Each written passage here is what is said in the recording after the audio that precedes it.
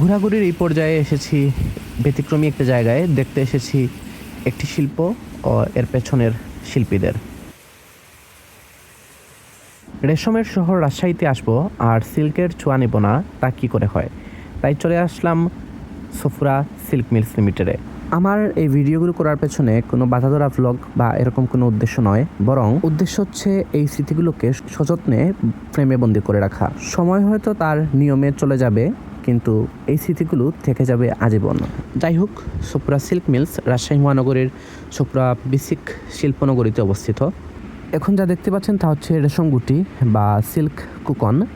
মূলত এটি হচ্ছে প্রাকৃতিক সিল্ক বা রেশম সুতা তৈরির মূল উৎস। এর পেছনে রয়েছে প্রাকৃতিক এক রহস্য। আসলে রেশম পোকা বা সিল্কওয়ার্ম তার লার্ভা অবস্থায় একটানা প্রচুর পরিমাণ তুত পাতা খেয়ে দ্রুত বড় হয়ে ওঠে। বড় হওয়ার পর পোকাটি তার মুখ থেকে নির্গত বিশেষ এক প্রকার প্রোটিনযুক্ত তরল নিঃসরণ করে নিজের শরীরের চারপাশে ঘোরাতে থাকে। আর বাতাসের স্পর্শ পাওয়া মাত্রই সেই তরল শক্ত হয়ে সুতায় পরিণত হয় এবং পোকাটির চারপাশে একটি শক্ত ও সুরক্ষিত ঘর তৈরি করে, যাকে রেশম গুটি বা কুকন বলা হয়। প্রথম পর্যায়ে এই গুটিগুলোকে গরম পানি বা ভাপে সিদ্ধ করা হয়, যেন সুতার সাথে লেগে থাকা প্রাকৃতিক আঠা নরম হয়ে যায়। আঠা নরম হলে গুটি থেকে সূক্ষ্ম সুতার মুখ খুঁজে বের করে তার রিল বা চরকায় টানা হয়। অবাক করা একটা তথ্য হচ্ছে, মাত্র একটি পূর্ণাঙ্গ রেশম গুটি থেকে প্রায় 500 থেকে 1000 মিটার পর্যন্ত টানা এক গাছা লম্বা সুতা পাওয়া যায়। শোরুমে আমরা যে ঝলমলে কাপড়গুলো দেখতে পাই, তার পেছনের আসল জাদু কিন্তু লুকিয়ে আছে এই নিপুণ হাতগুলোতে।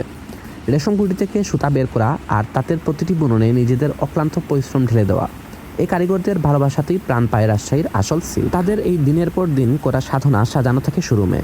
ঐতিহ্যবাহী কাতান, বালুচরি কিংবা রাজকীয় পাঞ্জাবি, এখানে আসলে সিল্কের রূপ দেখে চোখ জুড়িয়ে যাবে। রেশমের সুতা দিয়ে কাপড় বোনার পর এই যে দেখতে পাচ্ছেন, এখানে মোম আছে, মোম দিয়ে ডিজাইন করা হয়।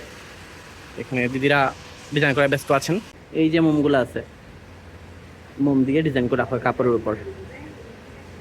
বাংলার ঐতিহ্য আর এই শিল্পীদের মেহনতকে কাছ থেকে দেখার অভিজ্ঞতা সত্যিই চমৎকার।